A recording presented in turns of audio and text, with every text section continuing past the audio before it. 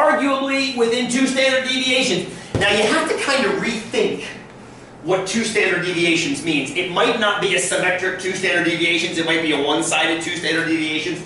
That's why in your mind, it's all about 95% and where the 95% is. At or above 5%. Exactly. At or above, very nice, at or above 5%. And that's actually the answer to this. That's the answer to the next one Dan just gave us. P-values are generally those bigger than 5%. Now, that is somewhat arbitrary. It's actually an old antiquated measure, like the n=30 that Lauren brought up a few weeks ago, handed down from years ago by a guy named Fisher, who actually has a distribution named after the F distribution. Pretty awesome. You sometimes, I'm going to stop right there. Sometimes we like smaller versions of P than 5%. Sometimes we can live with larger versions of P than 5%. I'll come back. Let's just use 5% unless we decide otherwise. We'll use 5% as a nice standard. It's what academic standards are anyway. They always use 5%, for better or worse. Good so far? Now let's switch over to small. Still a big idea, but I'll switch to small p-values. Less than 5% imply that you were expecting something to happen, and what happened instead? The opposite happened instead. The unexpected. I love that word, unexpected. Which means the 2 pieces of your conditional probability disagree with each other. You're expecting caffeine to not lower heart rate, and I'll be damned, it lowered heart rate. Well, son of a... How dare it? Go ahead, Kate, go ahead. Oh. What are you going to say? You just said son of a... I did. And I said biscuit eating bulldog. Biscuit eating bulldog. It had nothing to do with it. But then you have to go, what the hell? How did that just happen? Now this, remember, statistics often creates more questions than it answers. So you get these results and you go, oh my God, caffeine got lower. Number 1, replicate it. Or have it replicated, or hope that it is replicated in a journal somewhere, number 1. Number 2, then you can send the doctors in to try to figure out why. Why it is caffeine? How is caffeine interacting with the circulatory system at sub-max that's different than max and or at rest? Harrison, you're concerned. Go ahead. No, remember last time we used that thing you called where you solve for the circle? Yeah, the contradiction. Yeah. That's what this is. Okay. That you've made a connection, brother. What's that called though? A proof by contradiction. Proof by contradiction. Thank you. This is essentially, now the difference, thank you for bringing that up. I appreciate you bringing that up, Harrison. The difference between that and this is that is a mathematical certainty. Yeah, this is not. This is a 95% confidence. Yeah. So there's always the chance that you're wrong. There's the chance that you make the claim that it looks like caffeine is lowering heart rate. Because remember what I told you.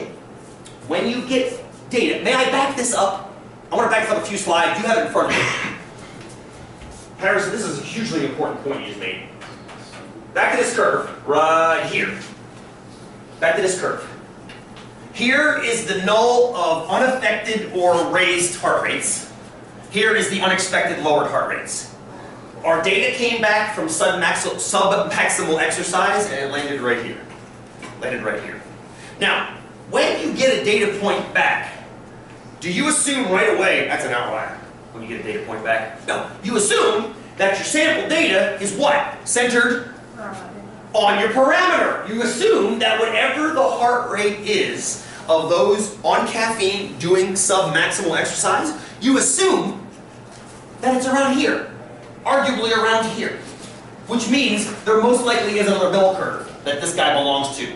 He most likely doesn't belong to this bell curve. That's being echoed by the fact that that's less than 5%. He shouldn't be in this curve. The problem is, he could be in the curve, couldn't he? He could just be one of the lowest elements of that curve. You could have gotten an outlier, yes? Your data could be outlier data. Is it most likely outlier data? No, it's most likely typical data in some other curve, but there's always that 5% chance that it could land on this curve just in this extreme section of this curve. See what I'm getting at there? This is why you can be wrong with hypothesis testing, and this is why replication is so important. Because if you were wrong, chances are somebody else doing the study on identical variables will not be wrong. The chance of both of you being wrong shrinks away to 0 if you both land over here. Is that fair, Harrison? Very good point. So that proof last class was the only time we'll be 100% certain of anything in this class. Everything else has a potential for error, which sucks. but it's also, we have to accept that. Like, as long as It's- we're accounting. As, say that again, JC, nice and loud. As long as we're accounting. As long as we're accounting for it and trying to minimize it every chance we get. Now some people might say, wait a minute, time out, I don't want this to be just 5%. No, I want to make sure it's really lower.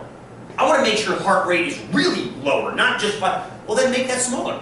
Make 5% 1%, or 0.1%, or 0.001%, and keep shoving this guy back. That region keeps getting smaller and smaller, doesn't it? Because your confidence keeps getting higher and higher.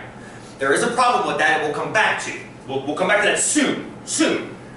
But you have to make the decision is, there's two ways to be wrong. Which way would you rather be wrong if you had to pick one? And you can adjust for that. That's what JC just said, as long as you account for it. Thank you, sister. Good, Harrison. Very, very good connection. We okay with that, friends? Let me get back to the big idea here. Other questions you got right now? Okay, let's fill in the blanks a little bit more. Big idea. Once again, small p-values. Where did we land with small p-values? We're outside of the normal. Margins of error, 2 standard deviations, 95% confidence. We are outside of where we think we should be. There's a bunch of things. 2 standard deviations is probably the easiest way to think about that.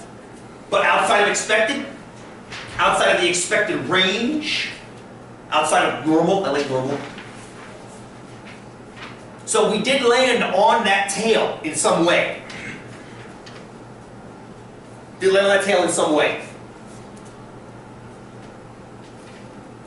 Generally, our cutoff we're going to use right now is 5%. Less than 5%, you're in a tail. One of two things is going on. You're either an outlier, which only happens less than 5% of the time, or you actually exist on somebody else's curve, which I want to get into now. That's what I want to get into, is if we're not supposed to be on the null curve, where are we supposed to be? Where are we supposed to be?